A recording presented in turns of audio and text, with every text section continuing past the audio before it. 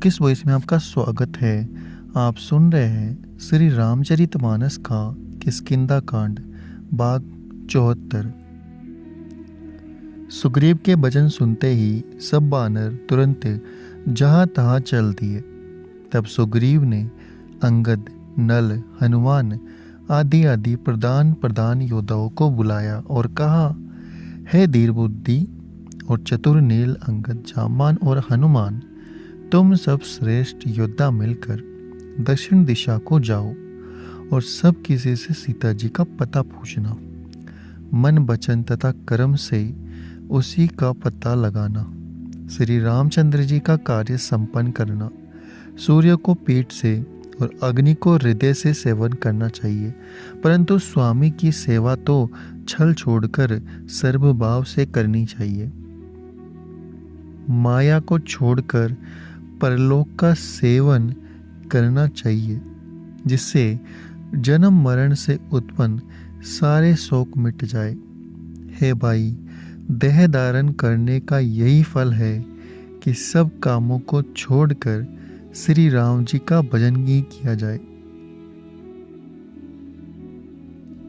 सद्गुणों को पहचानने वाला गुणवान तथा बड़भागी है जो श्री रघुनाथ जी के चरणों का प्रेमी है। आज्ञा मांग कर चरणों में फिर सर नवा कर और श्री रघुनाथ जी का स्मरण करते हुए सब हर्षित होकर चले। सबके पीछे पवनसुत श्री हनुमान जी ने सिर नवाया। कार्य का विचार करके प्रभु ने उन्हें अपने पास बुलाया। उन्होंने अपने कर कमल से उनके सिर का स्पर्श किया तथा अपना सेवक जानकर उन्हें अपने हाथे की अंगूठी उतार कर दी और कहा, बहुत प्रकार से सीता को समझाना और मेरा बल तथा विवाह को प्रेम को कहकर तुम शीघ्र लौट आना। हनुमान जी ने अपना जन्म सफल समझा और कृपा निदान प्रभु को हृदय में धारण करके वे चले।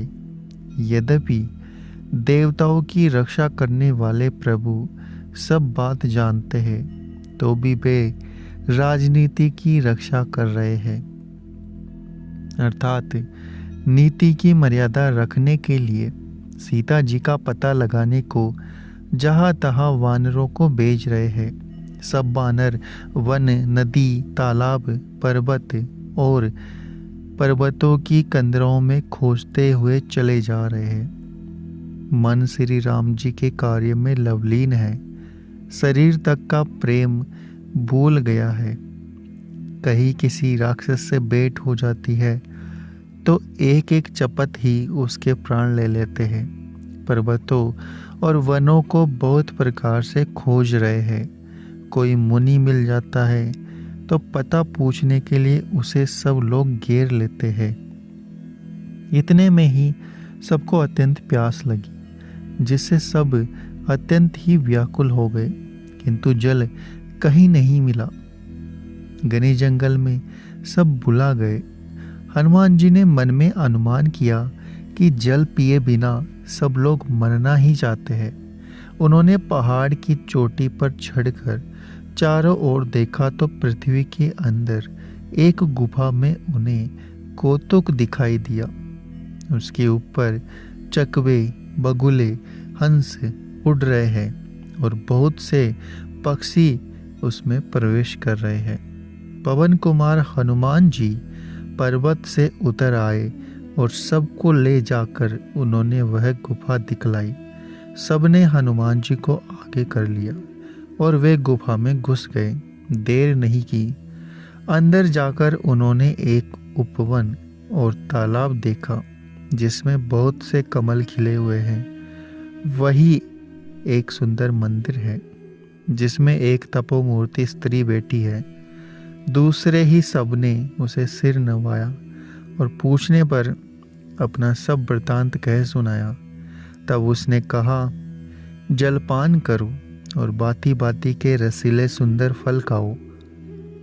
आज्ञा पाकर सबने स्नान किया, मीठे फल खाए और फिर सब उसके पास चले आए। तब उसने अपनी सब कथा कह सुनाई और कहा, मैं अब वहाँ जाऊंगी जहाँ श्री रघुनाथ जी है। तुम लोग आंखें मूंद लो और गुफा को छोड़कर बाहर आओ। तुम सीता जी को पा जाओगे, पछताओ नहीं। आंखें मूंद कर फिर सब लोगों ने जब आँख खोली तो सब वीर क्या देखते हैं कि सब समुद्र के तीर पर खड़े हैं और वह स्वयं वहाँ गई जहाँ श्री रघुनाथ जी थे। उसने जाकर प्रभु के चरण कमलों में मस्तक नवाया और बहुत प्रकार से विनती की। प्रभु ने उसे अपनी अनपायनी अचल भक्ति दी। प्रभु की आज्ञा सिर पर धरकर और श्री राम जी के युगल चरणों को, जिनकी ब्रह्मा विष्णु की वंदना करते हैं, हृदय में धारण करके वह बद्रिका आश्रम को चली आई। यहाँ वानरगण मन में विचार कर रहे हैं कि अवधि तो बीत गई पर काम कुछ नहीं हुआ। सब मिलकर आपस में बात करने लगे कि है भाई, अब तो सीता जी की खबर लिए बिना लौटकर भी क्या करेंगे। अंगद ने नेत्रों में जल भरकर कहा कि दोनों ही प्रकार से हमारी मृत्यु हुई। यहाँ तो सीता जी की सुध नहीं मिली और वहाँ जाने पर वानर राज सुग्रीव मार डालेंगे। वे तो पिता के वध होने पर ही मुझे मार डालते। श्री राम जी ने ही मेरी रक्षा की, इसमें सुग्रीव का कोई एहसान नहीं है।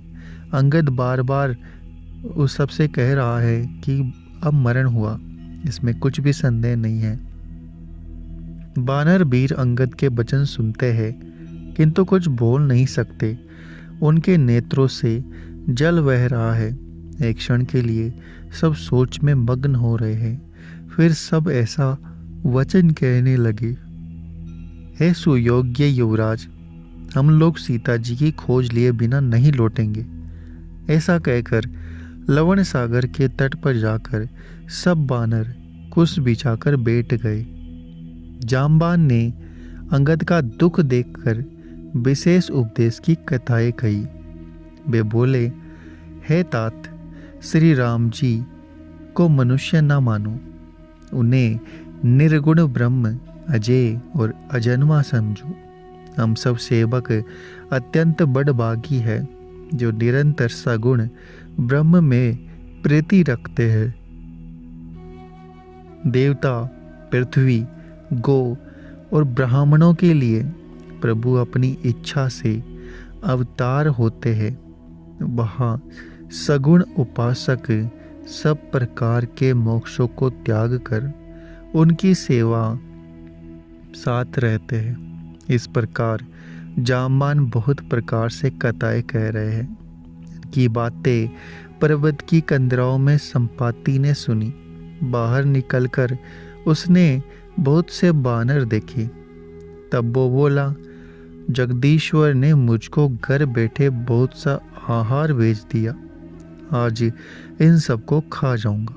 बहुत दिन बीत गए, भोजन के बिना मर रहा था। पेट भर कर कभी भोजन नहीं मिलता। आज विधाता ने एक ही बार में बहुत सा भोजन दे दिया।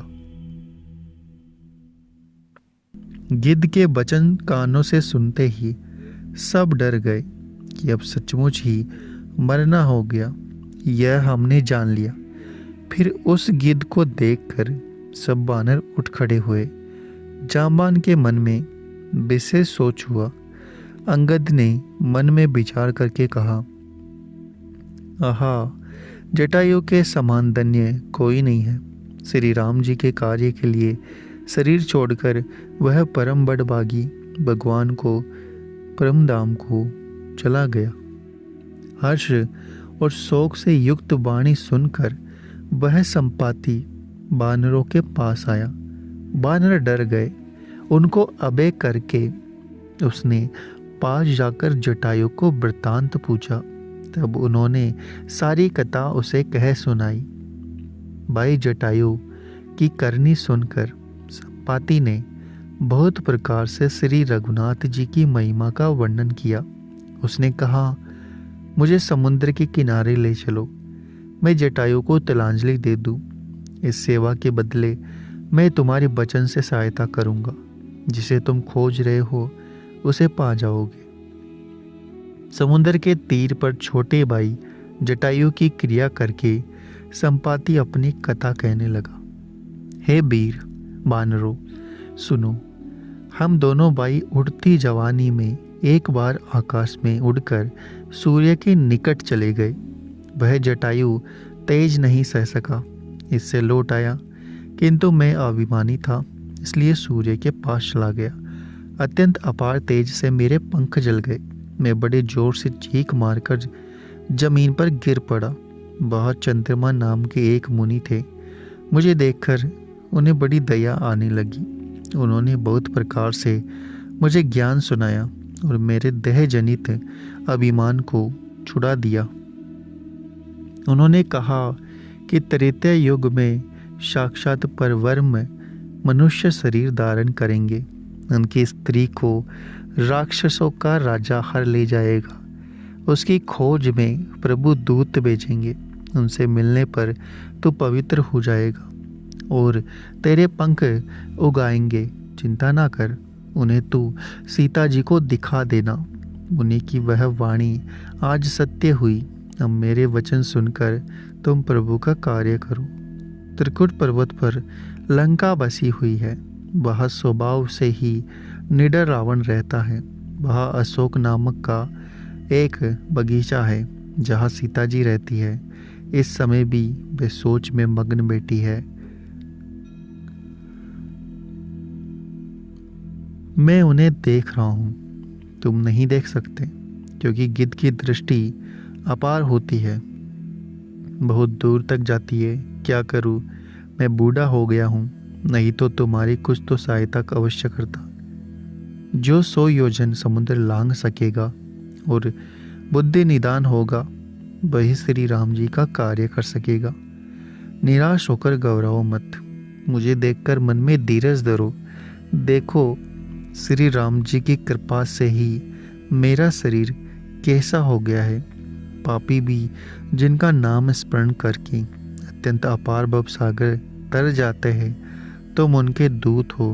अतः कायरता छोड़कर श्री राम जी को हृदय में धारण करके उपाय करो। काकभूषुंडी जी कहते हैं, हे गरुड़ जी, इस प्रकार कहकर जब गिद्ध चला गया, तब उन वानरों के मन में अत्यंत विस्मय हुआ। सब किसी ने अपना अपना बल कहा, पर समुद्र के पार जाने में सभी ने संदेह किया। ऋक्षराज जाम्बान कहने लगे, मैं अब बूढ़ा हो गया, शरीर में पहले वाले बालक का लेश भी नहीं रहा। जब खर के शत्रु श्री राम वामन बने थे, तब मैं जवान था और मुझ में बड़ा बल था। बलि के बांधते समय प्रभु इतने बड़े कि उस शरीर का वर्णन नहीं हो सकता, किंतु मैंने 2 ही घड़ी में दौड़कर 7 प्रदक्षिणाएं कर ली। अंगद ने कहा, मैं पार तो चला जाऊंगा, परंतु लौटते समय हृदय में कुछ संदेह है। जाम्बान ने कहा, तुम सब प्रकार से योग्य हो, परंतु तुम सबके नेता हो, तुम्हें कैसे भेजा जाए। ऋक्षराज जाम्बान ने श्री हनुमान जी से कहा, हे हनुमान, हे बलवान, सुनो, तुमने वह क्या चुप्पी साध रखी है। तुम पवन के पुत्र हो और बल में पवन के समान हो। तुम बुद्धि विवेक और विवेक विज्ञान की खान हो। जगत में कौन सा ऐसा कठिन काम है जो है तात तुमसे ना हो सके। श्री राम जी के कार्य के लिए ही तो तुम्हारा अवतार हुआ है। यह सुनते ही हनुमान जी पर्वत के आकार के हो गए। उनका सोने का सा रंग है, शरीर पर तेज सुशोभित है, मानो दूसरा पर्वतों का राजा सुमेरु हो। हनुमान जी ने बार बार सिन्नाद करके कहा, मैं इस खारे समुद्र को खेल में ही लांघ सकता हूँ और सायकों सहित रावण को मारकर त्रिकुट पर्वत को उखाड़कर यहाँ ला सकता हूँ। हे जामवान, मैं तुमसे पूछता हूँ कि तुम मुझे उचित सीख देना कि मुझे क्या करना चाहिए। जामवान ने कहा, हे तात, तुम जाकर इतना ही करो कि सीता जी को देखकर लौट आओ और उनकी खबर कह दो। फिर कमल नयन श्री राम जी अपने बाहुबल से ही राक्षसों का संहार कर सीता जी से ले आएंगे। केवल खेल के लिए ही वे बानरों की सेना साथ लेंगे। बानरों की सेना साथ लेकर राक्षसों का संहार करके श्री राम जी सीता जी को ले आएंगे। तब देवता नारद आदि मुनि भगवान के तीनों लोकों को पवित्र करने वाले सुंदर यश का वखान करेंगे, जिसे सुनने, गाने, कहने और समझने से मनुष्य परम पद पाते हैं, जिसे श्री रघुवीर के चरण कमल मधुकर तुलसीदास गाता है। श्री रघुवीर यश भव रूपी रोग की अचूक दवा है। जो पुरुष और स्त्री इसे सुनेंगे, त्रिशिरा के शत्रु श्री राम जी उनके सब मनोरथों को सिद्ध करेंगे। जिनका नीले कमल के समान श्याम शरीर है, जिनकी शोभा करोड़ों कामदेवों से भी अधिक है और जिनका नाम पाप रूपी पक्षियों को मारने के लिए बाधक के समान है, उन श्री राम जी के गुणों के समूह को अवश्य सुनना चाहिए। कलयुग के समस्त पापों को नाश करने वाले श्री रामचरितमानस का यह चौथा सोपान यही समाप्त होता है। अगर आपको हमारा यह प्रयास अच्छा लग रहा है तो चैनल को सब्सक्राइब करें, वीडियो को लाइक और शेयर करना ना भूलें। मिलते हैं आपसे अगले एपिसोड में।